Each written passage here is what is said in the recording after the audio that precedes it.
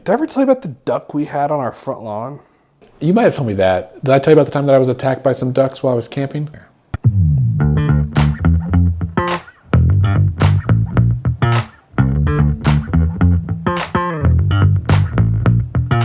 Hello and welcome to Let's Pod This. My name is Andy Moore. It's good to be with you yet again. We are roughly, a quarter of the way through the legislative session this year. And we just passed the deadline for the committee deadline in the Chamber of Origin.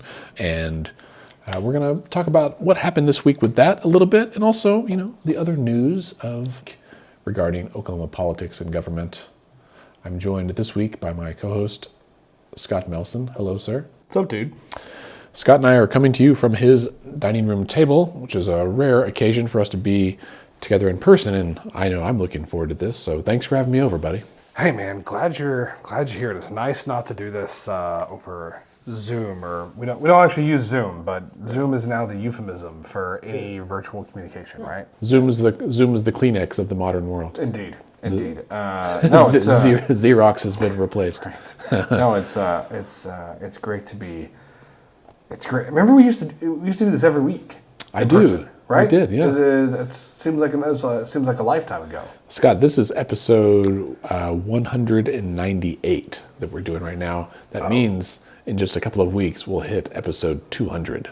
Oh shit! We should plan for that. We should do something. We should do something. I'm hoping, right, that we haven't talked about COVID in several weeks because things have been looking better, cautiously, right? And maybe we can find another patio or something and do another live event. Man, that'd be awesome. Things have been better from COVID. It's been, I'll just tell you anecdotally, it's been a couple of weeks since I've had anybody pop positive in clinic. I've had some folks, patients of mine that have been seen other places and tested positive, but we're seeing some flu, some other respiratory viruses, but haven't seen as much COVID. Cases now, I think our 7-day average is down to like 750 or something, which is still, it's kind of funny because it's like, oh, things are so much better. Cases are 750. Like, that's still about twice as high as we'd like to see them, right? I think we could feel reasonably good about a case count less than 400 a day, because that would put us on the order of something like 10 cases per 100,000, which is kind of I think a more sustainable level. But 750 is better than 14,000. So that's the truth. That is the truth. Yeah, what a wild ride. And so we're keeping a close eye on the BA2 subvariant of Omicron that's looking like it might not be a huge spike.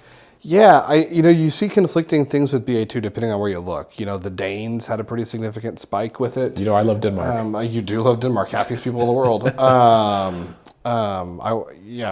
all I'll say. Happiest people in the world on multiple surveys. South Africa also had they had BA2, but it did not lead to a surge in hospitalizations or deaths. So hopefully that's what happens here. I think depending. I think the severity of BA2 may well depend on what your situation has been like prior to BA2. Right. I mean, vaccination rates very different between Denmark and South Africa. Yeah. So we'll see. Yeah. Well, so this week, it was obviously the deadline week on Thursday. Because of bad weather last week, everything got kind of pushed back and delayed, which, as we said last week, our hearts go out to Senator McCourtney for trying to avoid having late nights. And I guess they didn't have late nights. I didn't see anything about it. And I'll tell you, the senator literally 2 minutes ago just put out a tweet. It's a picture presumably of himself sitting at a very long, empty Vladimir Putin style table, but he's got a few giant stacks of bills in front of him and says, "This is what we've got left after committee work. We got to sort through, find the good stuff, and get it over to the House." What do they have? 2 weeks to pass things off the floor? Yeah, I think the floor deadline is the 24th, if I remember. Yeah, so that sounds right. Yeah, so that's about 3 weeks. 3 weeks, yeah. So they'll have a busy time. Some notable bills that made it through. We'll spend a little bit of time talking about today. But all in all, it seems like the level of chaos at the Capitol this year is not as high as we've seen in years past.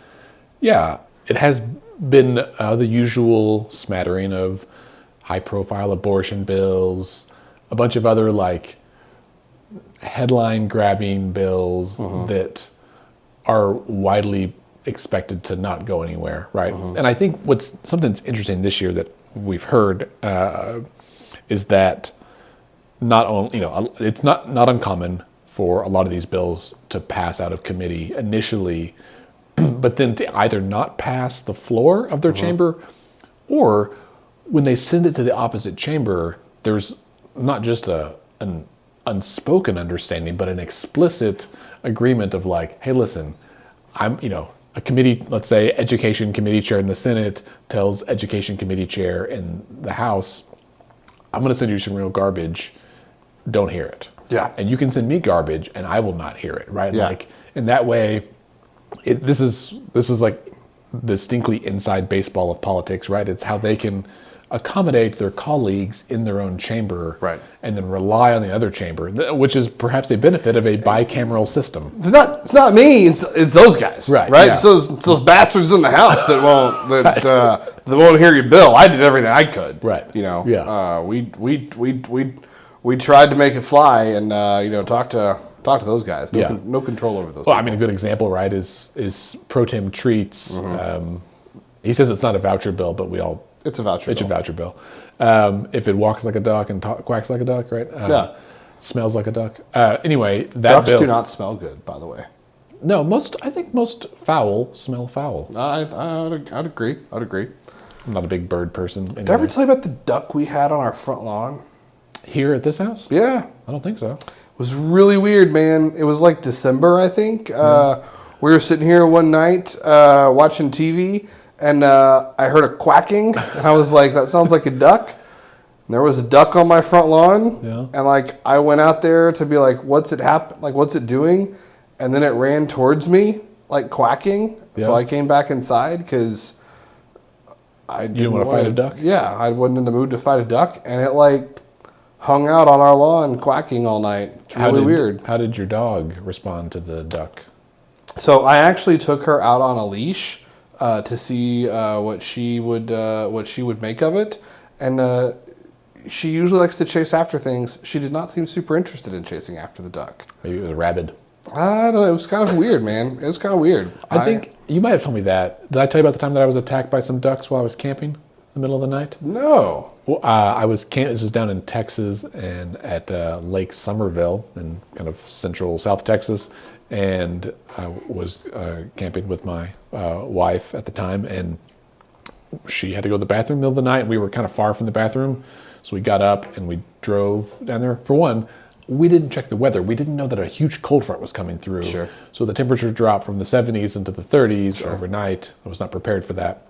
Anyway, we go to the little, latrine building, and I'm standing outside, and it's roughly 4:30 in the morning. It's pitch black. She goes to the bathroom, and there's about 6 or 8 ducks out there. And they're the big fat ones that are like white, kind of gray. They have like a speckled orange bill. Sure. And pretty tall, probably, 24 to 30 inches tall. Well, these ducks are geese. That's a good question. They weren't like... They weren't from the height. For listeners, Andy just denoted a height of about 30 inches off the floor. So yeah, it's about a table height. I think these were geese, not ducks. Okay, maybe that's it. But they're not Canada geese. Right? Yeah. Not the black and white that most people would think of. Yeah, these were like a big fat white goose. Yeah, burly. Yeah, they were burly. They looked muscular, right? And so they were quacking quite aggressively and coming towards me. And I was like, open the door. I was like, hey, can you hurry up? Because there's some angry ducks out here. And so she comes out kind of laughing, like, what are you talking about? And then they came up and I was like, look at these. They're just going nuts, and they're so loud in the middle of the night. Yeah. And then they got about 4 feet away and started snapping at me. Yeah. And I was like, go get in the car. So she ran around, and I had them chase me, and they kept waddling after me. And I got in the car, and I was like, wow, can you believe this? And then we started hearing, and they were pecking the bumper of my car. And so I, backed up and zipped down. But I was like, we're only probably, I don't know, 300 yards away from Did these they follow ducks. you? No, thankfully, but I was worried. Like, what are we going to do if they come after us in the tent? It's so wild. You know, the thing is, I would say that story sounds a little crazy, except when I was 3, we would go, when I was a kid, we'd go out to Lake Eufaula in the summers. And when I was 3, I sustained a bite on my right buttock. Directly in the buttock? From a goose that looks very much like the ones that you described. Yeah. A large, burly goose that thought my pudgy little toddler behind was appetizing. Well, do you have a scar? I've not used a mirror to check, but now I'm curious. A duck scar on your ass? That's good. Well, anyway, I don't know how we got on this story, but on ducks. But walks like a duck, talks like a duck, quacks yeah. like a duck. Crazy duck in my yard. You're rabid geese. Right. Which honestly, crazy geese biting you on the ass is. I mean, I don't know. You could use that as a euphemism for SB 1647. I think you could. Yeah. So speaking of bills, let's get. That's how it goes. Ducks to bills, back to voucher bills. So that all that to say, Treat's voucher bill is widely expected to face some opposition in the House once they get over there, right? I mean, McCall is still saying he's not going to hear it. Right. Now, there have been significant changes to the bill. It was, it's passed out of both committees. One of the big changes, there's an income cap now of 300% of the federal poverty line. So for a family of 4, that's $154,000 in annual household income. So that's the first thing. Homeschool families also no longer qualify, and this is interesting because several people, it sounds like several homeschool families, maybe some homeschool co-ops, that they actually did not want to be included in this. There was the Department of Ed did a fiscal analysis, not a physical analysis. That's something your doctor does. They did a fiscal analysis that estimates the program would cost between $118 million and $161 million, which to me that's a little like, it will cost this much or 50% more than this. Like somewhere between this number and 50% more than this. So I mean that's not an insignificant expenditure. Even if it's right in the middle of that, that's $140 million. Would kind of be the middle ground there. So I don't know what's going to happen with this. I think the big thing is what can be done to make this palatable for rural districts. And to me, I don't know that either one of these things does it. Mm-hmm. Right? No. So I think that's the big fear, is that this guts funding from rural schools. Right. Now, if not that many kids participate in this, does that still happen? I don't know the answer to that. And then the other question is this actually going to be enough money to the average family? I think the average family, this is going to come out to like $3,600. Yeah. Which is certainly like that's a lot of money. Like $3,600 is a lot of money. I don't know that it's going to be enough for tuition at really certainly most or even any private school. No. So that begs the question, like, even if this passes, is it actually going to do anything? So I think an interesting thing about the House is that it's a more rural caucus overall. It's also a more suburban caucus, right? And I think rural schools could lose money on this if people switched from public schools to maybe, undoubtedly there'll be pop-up, new private schools that are trying to capitalize on this. So that would be hurtful to rural communities.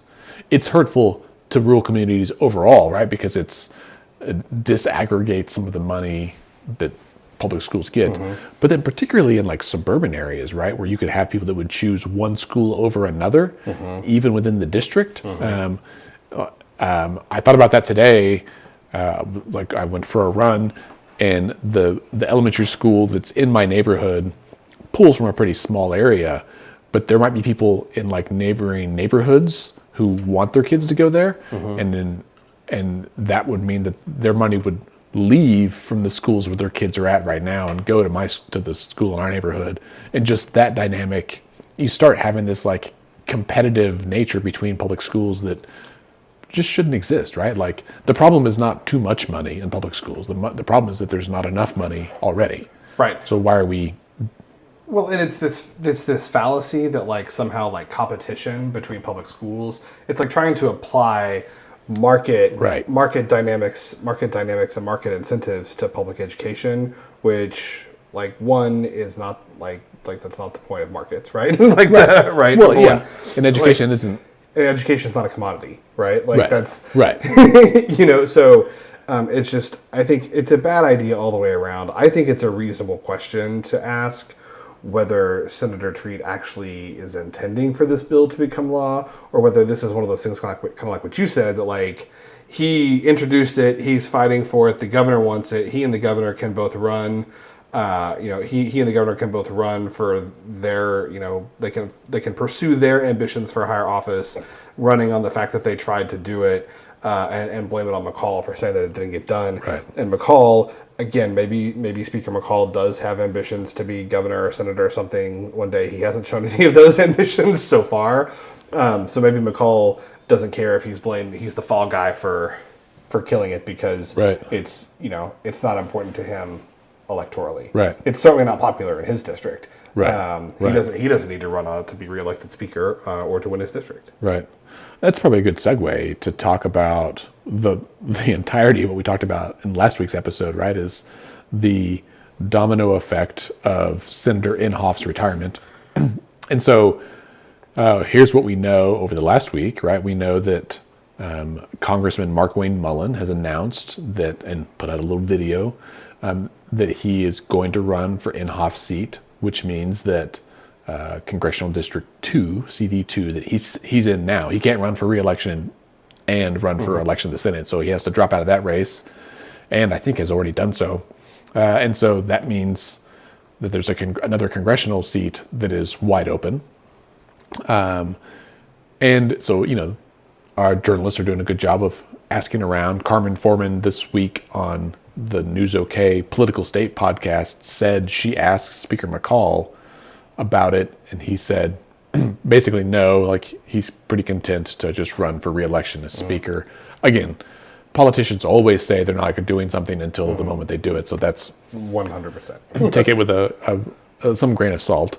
And then we saw Nathan Dahm switch.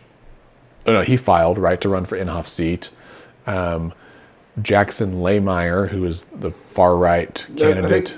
I think Dahm's running for CD2, isn't he? I thought he was running for Inhofe's seat. Oh man, we have a spreadsheet. And this is why. That's right. Because it's hard to keep track of who is. I'm pretty certain he's running for Senate. Yep, you're right. Yep. So Dom's running for Senate. And then the other guy, Jackson Laymeyer, who is the far right candidate running against Langford for the other Senate seat. Has he said if he's going to stay in that race, or is he going to switch to the open race? I think he's staying in that seat. Otherwise, they want to get two far right candidates. They want to get a far right candidate. That's in each right. race. That's right. Yeah. That way, he and Dom can campaign together. Can you? And then you haven't even said this yet. Current state GOP chairman and virulent racist John Bennett is running for CD2. Yeah. Man, if we had Congressman John Bennett and Senators Nathan Dahm and Jackson Laymeyer, that would be quite the trifecta. That would be a dramatic shift to the right for our congressional delegation. For the Oklahoma congressional delegation. We're already pretty far to the right, and this would just push it even further. One question, because John Bennett, previously member of the State House, he left in 2018? I think so. I think he lost. Didn't he get beat? I can't remember if he got primaried and lost, or if he just decided not to run anymore because that's what was going to happen. He was one of the founders of the Platform Caucus, right? Yeah, I think so. Or at least our members of the Platform Caucus, and he definitely was a target of that kind of so-called dark money effort to get rid of some of the members of the Platform Caucus a few years ago, and then ran last year and won to become a state party chair. Right. one question that I saw posed this week, and I don't know the answer, is do we know if Mr. Bennett can run for Congress and remain state party chair at the same time? I don't know. That is a question on my list of things to Google in the evening. And Scott, you are correct. He did not run for re-election in 2018. Yeah. He just opted not to run. And that was a pretty contentious year. Like he had said some pretty outlandish, terrible things about Muslims and other groups. And so, so, and as state party chair, like he has endorsed Laymeyer over Langford, which is unheard of. Right. I mean, if you've got a candidate for your party already in office, you always support them, right? Yeah. Or you don't say anything.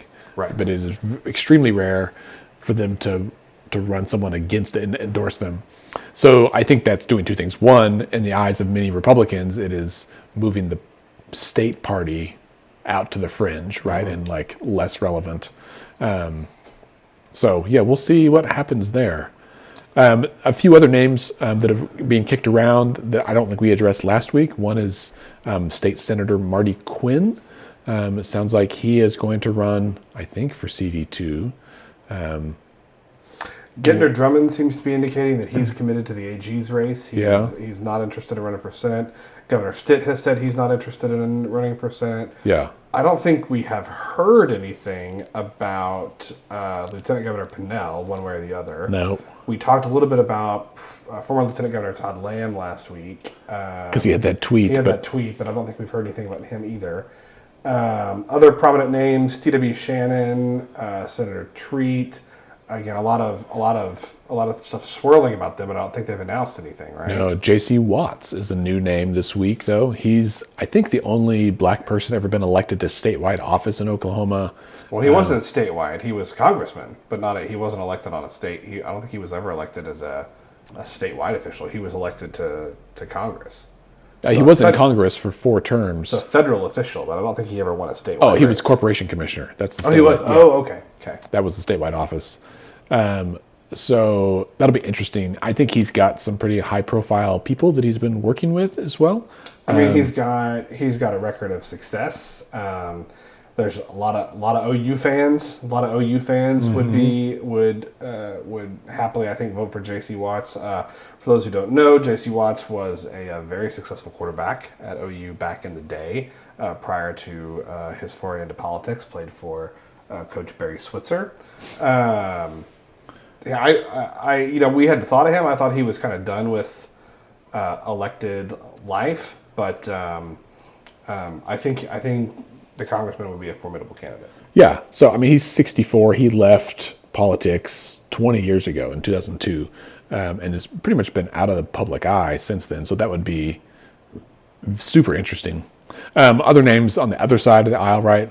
Emily Virgin has indicated, I think, to Carmen Foreman again, like, it was during a committee meeting that Carmen was in, that she said somebody else, I think Representative Crosswhite Hader, kind of like said, like, I guess this is the week people are making announcements if you've got any, and Leader Virgin kind of was like, no.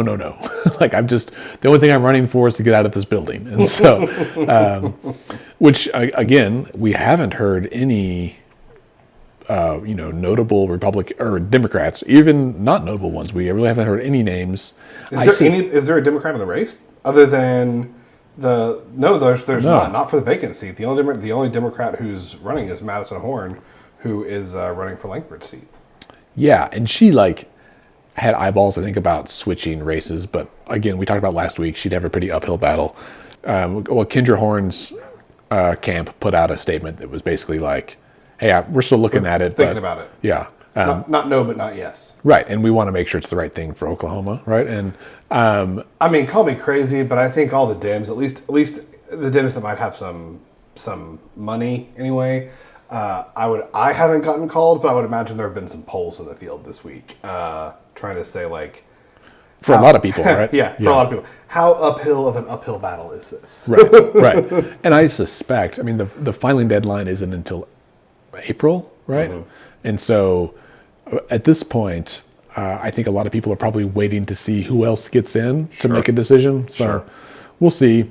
And I think, most interesting for, what we try to talk about on the podcast here is how does this affect everyday lives, right? And a lot of people, probably Scott, a lot of people don't follow the horse race of politics the way that you and I do. Sure. Nerding out over crosstabs on polls that are released. But I think this opportunity could have consequential impact on regular everyday Oklahomans, right? A lot of us, Washington feels far away, but because of the trickle-down effect here, right? Like Inhofe retires, if some congressmen run, that opens up those seats for like state house, state senators to run for those seats, which opens up their seats, which means that, hey, regular people who might be interested in running for office but don't want to run against an incumbent suddenly might, right? We use Senator Treat as an example. Should he file for one of these federal offices, that would mean that his seat could potentially be open again. For anyone in the state house who are running for re-election, they would not be running. So suddenly you've got open seats, and with a very short time frame. And that means that if you are a listener and you're interested in running for office, and you know that you probably can't beat an incumbent, you find out. Call them and ask if they're going to run, right? And there may be an opportunity there. It also just kind of shakes up not just those individual seats, but the composition of the state legislature, perhaps other statewide offices, and our federal delegation. And when, at the federal level, things, particularly in the Senate, are a 50-50 split, while we don't expect this seat to swing the other way, there's a higher chance than there was 2 weeks ago. Totally agree. It's it's going to be an interesting few weeks to see who jumps in where. Yeah. Some of the other things that passed this week at the legislature, we saw again, I think a lot of kind of signaling bills. A bunch of the medical marijuana stuff went through, and in fact, related to medical marijuana, we haven't talked about that very much. We should have Brian Jones or Ryan Kiesel or someone on the show to talk about it, because there's some really significant things that are happening. For one, this week, a judge upheld the injunction or denied the injunction. I think upheld the injunction that basically cleared the way for the seed to sale tracking system to go into effect. Yeah, which is an effort to try and crack down on black market cannabis, which we know is a problem. There was like last week or 2 weeks ago, like a $500 million bust. Cannabis bust that was all illicit, if you will. So having a very I don't want to say loosely regulated, but having a very open market for medical cannabis has not diminished the significant black market for cannabis. So, I think the legislature is really trying to do a lot this year to crack down on that. It really is a problem in rural Oklahoma. It's a big problem in rural Oklahoma. So, well, and it's a problem everywhere, right? when you I think as I've learned more about how our medical marijuana market works, right? Like right now, grow operations grow the weed, then they sell it to a retailer, right? To a dispensary who then sells it to the public. Some of them are processed in between, and whatever. But there's not. If you go to a dispensary and you say, "I want," I don't know, a dime bag. I don't know what the. I don't know the terminology. This is dates myself. But if you go and you say, "I want a pre-roll," or you want something, they sell you whatever they've got, but you don't know necessarily where it's from. Now it might say, but you can't confirm that. And that grow operation may also have sold half their stock to the dispensaries, and then the other half they could have sold to their buddy. Yeah, a guy, that's right, who sells it in the black market. This new metric is the company who will be implementing the seed to sale program. It basically stops that, right? So that growers have to account for all of their seeds, all their plants, all their stock, and where it goes to the testing facility and then on to the dispensary. And so as a consumer, if you're someone who consumes this product, when you go buy it, you'll get to know specifically, what farm it came from, where it was tested, all of that. Speaking of cannabis, there's the perennial effort to just pass a state question that would legalize cannabis and essentially make it legalize recreational cannabis in Oklahoma. Where are we with the bills introduced this session to limit the ability of voters to make their voices heard with state questions? Oh, right. Man, that's a good question. Well, first let me say, because I thought you were going to ask where are we with those state questions, and I think they're still working through the legal challenges. Yes. There's 3 state questions that deal with open legalization. And we should say the seed to sale system would be necessary for that as well, right? Sure. Recreational marijuana doesn't just mean like smoking if you got it. It's not just you buy it from the guy in the corner. Right. It would, in some ways, it's like a regulated price. It's like it's illegal for you and I to go sell cigarettes, right? Like you and I can't stand on this corner and sell cigarettes out of a carton, right? Like that would, or alcohol, right? Like we can't stand on the corner. How crazy does that sound, moonshine, right? That we, like the idea that, and it's probably different for younger folks who are now growing up in a world where marijuana is legal. Like my kids see dispensaries and it's just normal to them. Yeah. Do you call it the drugstore? I don't. Do you call it a pharmacy? No. It is funny. They haven't asked many questions, but sometimes I'll like laugh out loud at some of the names of the danctuary and in places like that. And it's real. They haven't really brought it up yet, but I'm surprised. Maybe they just, I don't know. Kids are so inundated with advertisements that it just goes over their head. But yeah, so to your question, where are we with the bills that would restrict the initiative petition process? Several of them passed out of committee this week. One would change not the number of signatures required, so there's a lot of focus on that. It would change either how signatures are collected. So you'd either have to do it as a percentage of, I think there were 2 bills. One would change it to be a percentage of the voters in each congressional district. So depending on what kind of ballot initiative you're doing, a referendum is 5%, a statutory change is 8%, and a constitutional change is 15% percent of the voter turnout in the most recent gubernatorial election. For whatever reason they chose that, but that's how it works. So instead of right now, it's just you get 5, 8, or 15% of all voters in the state. This would change it. You have to get that percentage from each congressional district. Another bill would change it to be that percentage of each county. Right. They want to create an electoral college in Oklahoma. They essentially want to create an electoral college for, it's not enough to win the majority. You have to win the majority of counties. This is just for signature collection. What you're talking about is yet another bill where there's a couple of things. One you have to win a certain number of counties, but also there's a bill that you have to get 60%.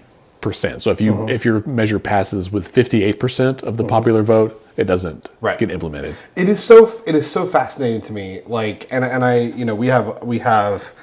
We have a lot of great local journalists. I don't know if any of them have asked this question. If they have, I assume that they either wouldn't get an answer, or they might not even get an interview.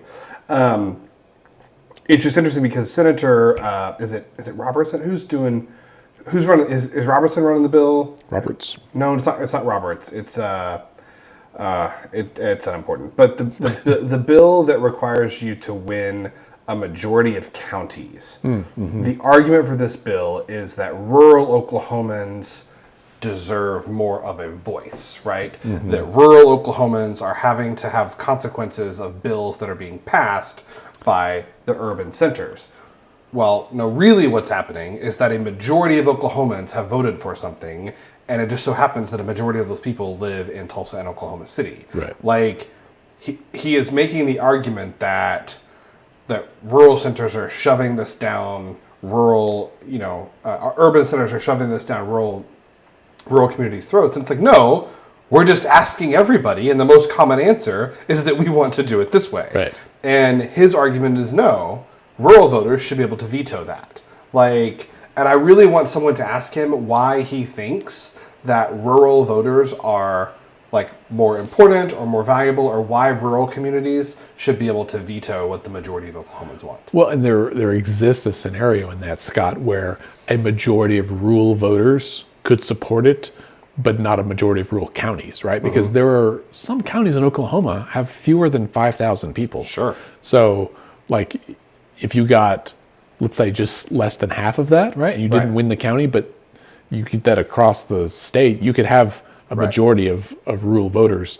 So again, I'm not here to say that urban voters are more important than, I'm just saying we're all equal. Everybody's vote should count the same, and a state question that gets a majority, 50% plus one, should be the law of the land.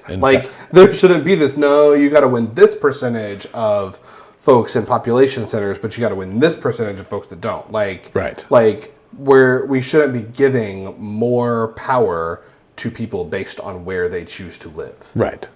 And in fact, there's constitutional provisions that each vote shall count equally. So we'll see. Well, we'll see what happens there. I don't anticipate that those will go all the way. I fear that there's one that would just raise the threshold for adoption to 60% for constitutional amendments. And on the face, I could see this making sense, right? We've talked before about how we don't think that that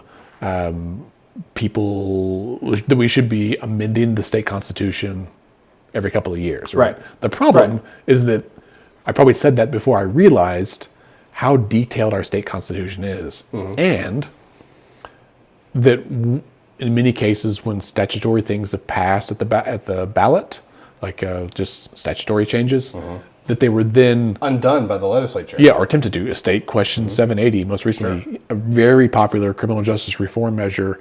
The very next session filed several bills to repeal it, right? And that, even though that's clearly not the will of the people, it doesn't stop them. And so I think a lot of things go in the Constitution as a way to prevent politicians from overriding the will of the people. Well, and what's frustrating is because of how kind of lopsided we are in Oklahoma in terms of where the parties are, what happens is a majority of voters pass something, right?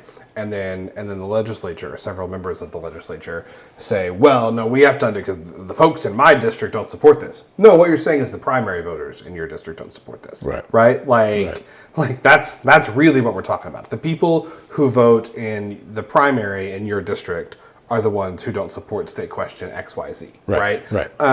And that's why things get enshrined in the Constitution, is because there's like not no way to undo it, but it's much, much, much harder. If we could trust that our legislators would respect what majority of Oklahomans want them to do, you wouldn't have to put everything in the Constitution. It's not a good idea to govern by constitutional amendment.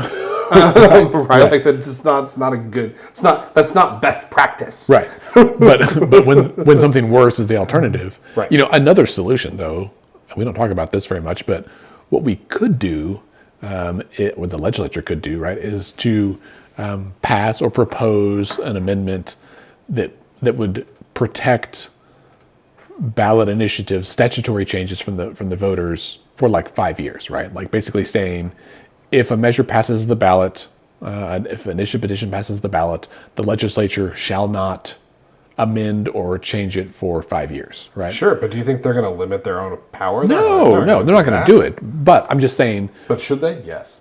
Even, do you think they would if it was 2 years? I mean, maybe, but probably not. No, I mean, and medical marijuana is a good example, right? Where it was a statutory change passed by the people, and they've had to make several amendments because the language was fairly vague, right? Like there were some things that were not detailed, some provisions that they needed. And I think the flip side of that is that it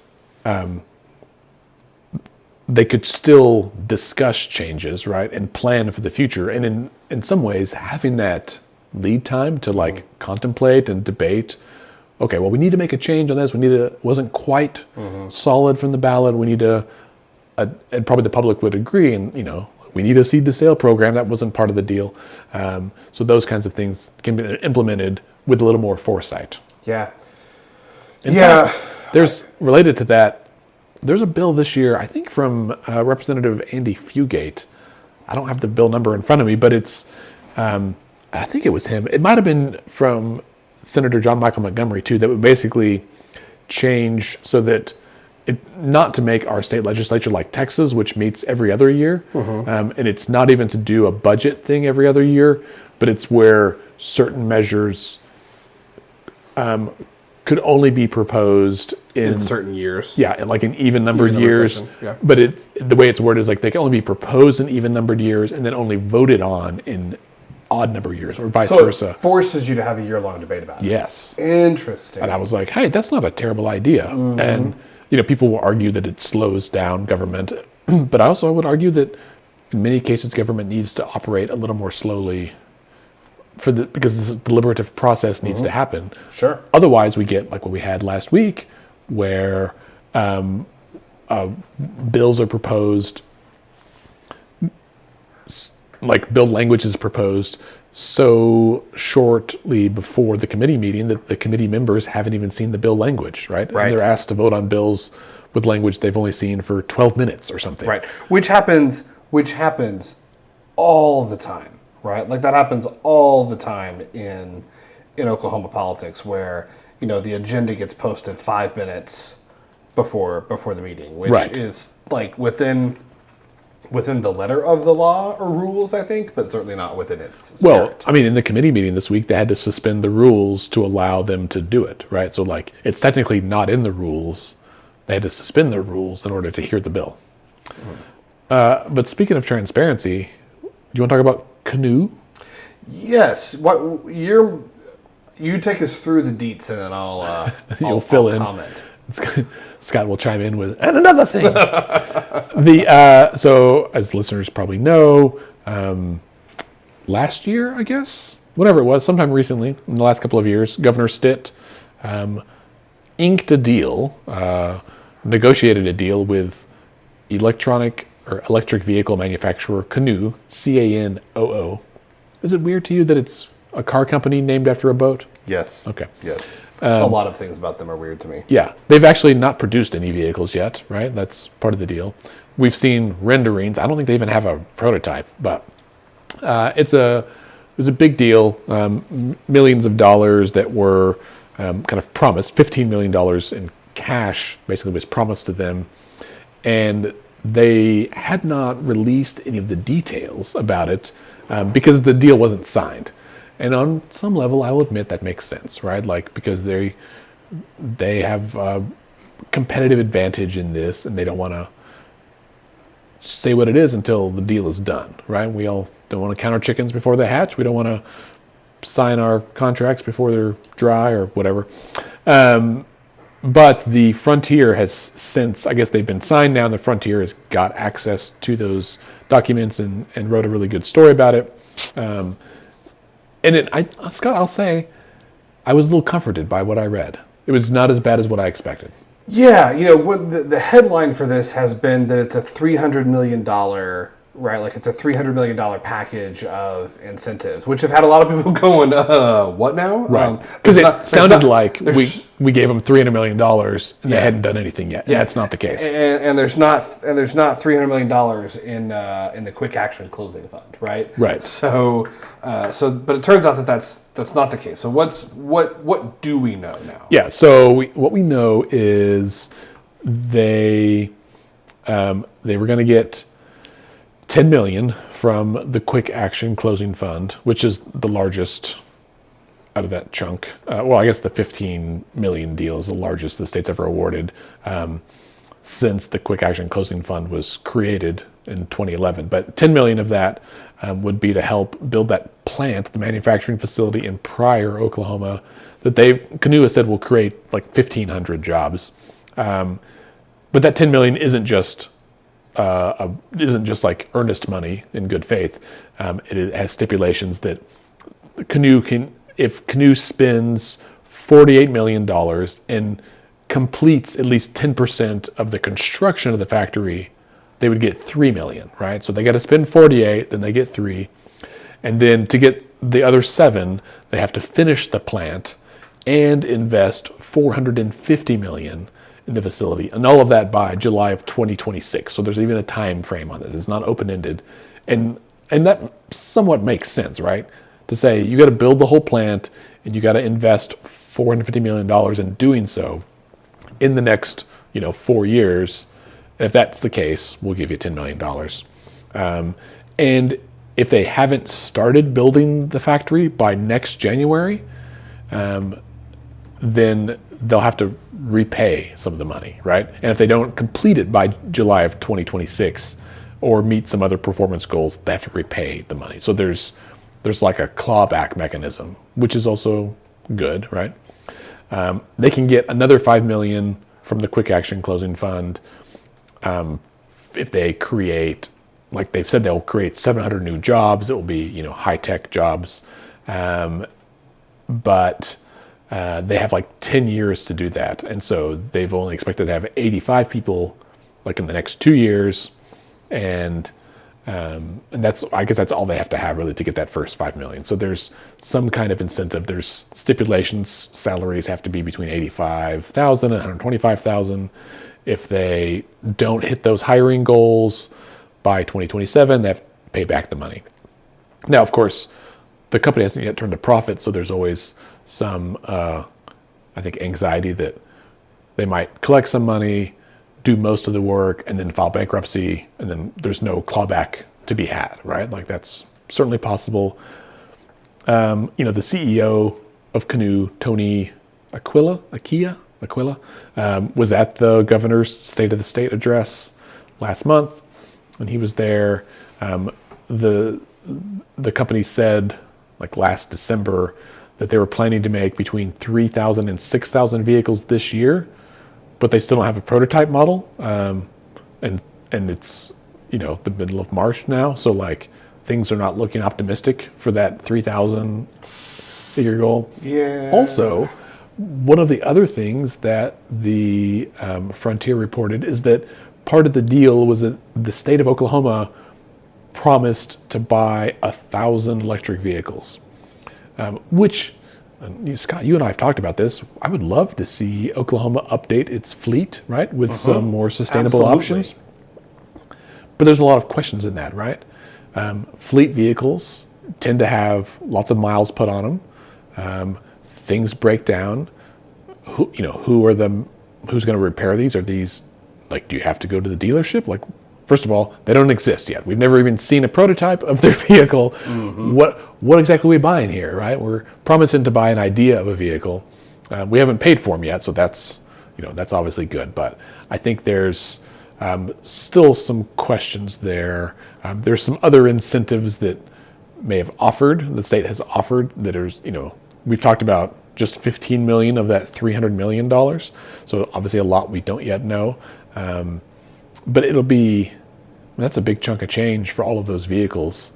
And I would assume that we would see, competing bids from Ford and Chrysler and Chevy and maybe even Tesla, right? Like trying to get in to be like, listen, if you're going to buy 1,000 vehicles, like that's a lot of money, right? That's millions of dollars of money. Why not buy ours, right? I'm very curious to see what happens. I'm curious just to see the prototype. Like I'm a car guy. I would love to see something besides like the little, like rendered models they have that aren't even really working prototypes. Mm-hmm. Yeah. No, I agree. This is, it's a lot better than we thought. I'm glad that there are clawback mechanisms. I'm still not convinced. I mean, to me, this still feels like a much more of a roll of the dice. I think shooting for Tesla was probably maybe reaching a little bit high. I love Oklahoma. I've lived here my whole life. I'm happy to live here, and I love it here. I think that trying to convince a lot of people to relocate from San Francisco, the housing costs notwithstanding, to Tulsa, Oklahoma is a big ask, as opposed to a city like Austin, which is I think for a bunch of reasons still kind of a rung up from Oklahoma City and Tulsa. So I think shooting for a Tesla might be a bit of a reach. I would love to see us using tools like the Quick Action Closing Fund to try and woo companies that have more of a track record, right? A company that it'd be great to have an electric car company here, but maybe an electric car company that's actually built a car, right? We used to have a GM plant right here in Oklahoma City. Right. You remember when it closed and what a big loss that was? And it's interesting to me that they're marketing and talking about Canoo as a car company, a manufacturing company.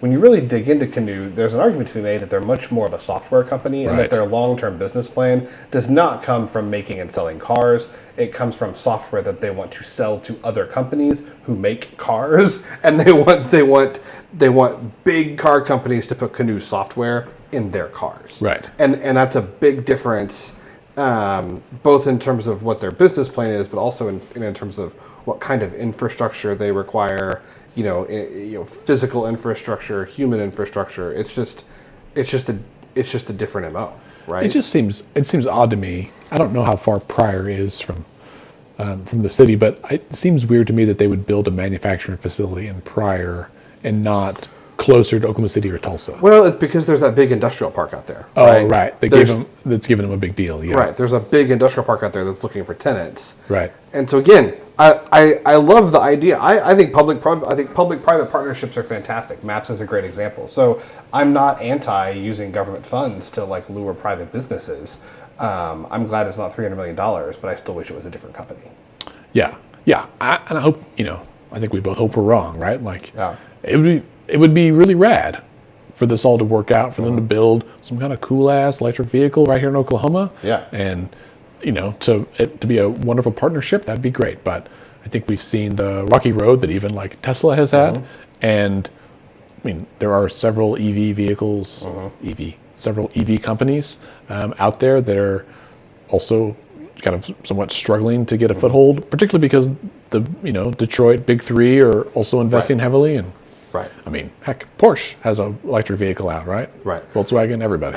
I hope this doesn't turn out to be something that Governor Stitt runs on for president as this big success story, when the reality is that there's 100,000 square foot empty facility in the middle of Pryor. My pillow, my canoe. There you go.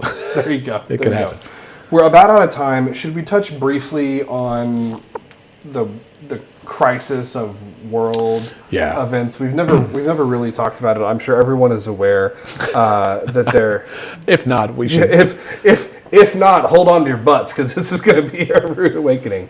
We're now in the second week of a Russian invasion into Ukraine in Europe. It's really an awful situation. Lots of casualties already on both sides. Several thousand Russian casualties. Lots of Ukrainian casualties.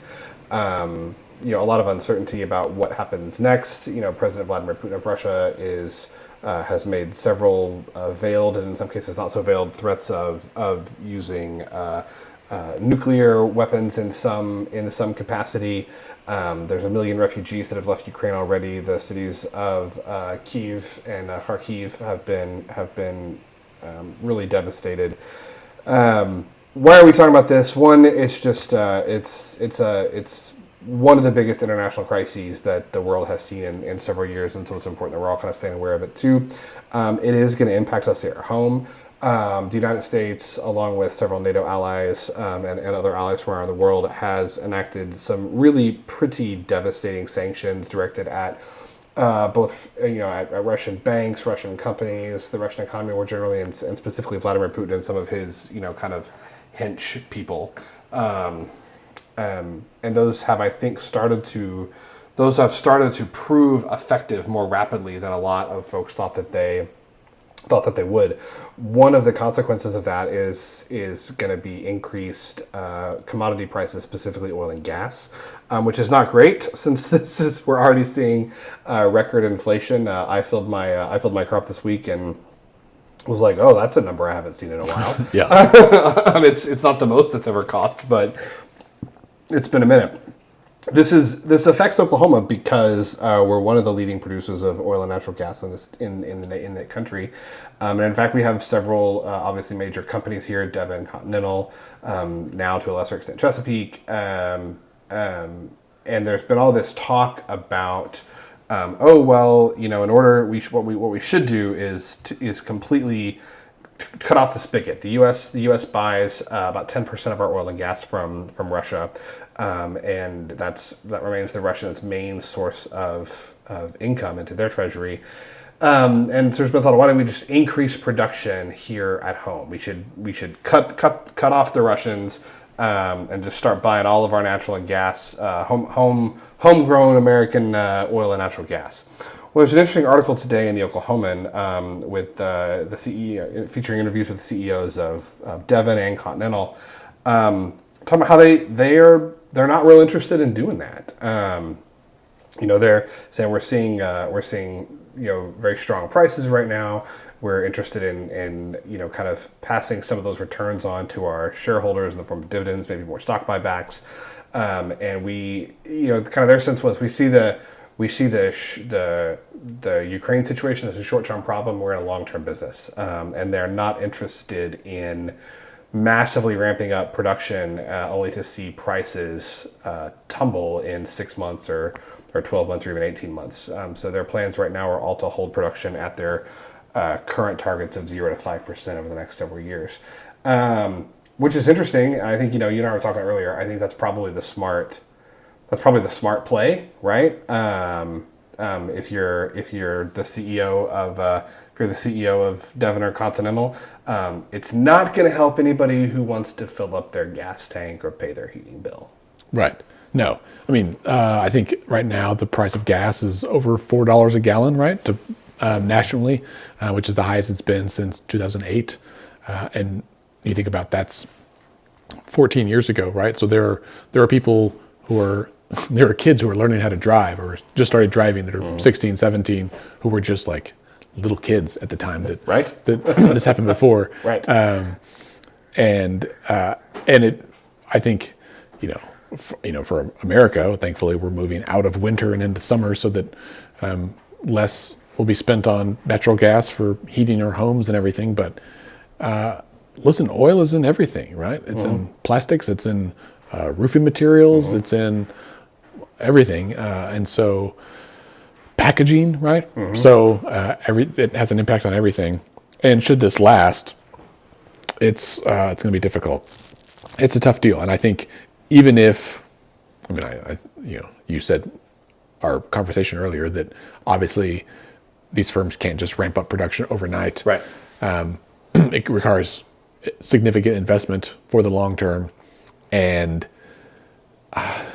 as true as that is, I hope that this is a moment for policymakers and for those of us that are just regular folks, right, to really think about the relationship we have with the global community and what it looks like, right? I think with oil, it's a somewhat finite commodity, right? So if America was just to only use American oil, right, and not anybody else's, we use a lot of oil. Yeah. We could feasibly burn through our supplies much quicker than we need, and then we'd be entirely dependent on other countries. Yeah. So there's a give and take here that is a lot more nuanced. So anyway, our sincere thoughts are with the people of Ukraine, and for all of our troops that are over there. I was watching on the flight radar app the comings and goings of U.S. military aircraft just across the border in Poland, and I think we all hope, certainly polling bears out, that Americans do not want American troops to be committed to this, but I don't think anybody really has a good idea of what Putin is thinking, so I'm hoping it doesn't come to that. Agreed. Listeners, thanks for being here. This brings us to the end of our episode for this week. Scott, thank you for being here. Man, I'm glad we could do it in person this week. I guess I should say thank you for letting me be here since we're at your house. Yeah, it's not Upper Room Studios, but it's nice to be in person. That's right. We didn't say this earlier. Bailey had another obligation this week and was unable to join us. And so I think she'll be back next week. And listeners, stay tuned. We'll try to put something together here for our 200th episode. Even if it's just a live stream, ideally we could do something in person again. Maybe it's some trivia. We'll have to really put our noodles together and think about that. All right, well, hug your loved ones and enjoy the nice weather when we have it. Although I think it's supposed to be... It's going to be cold all weekend, right? Never mind. Stay warm.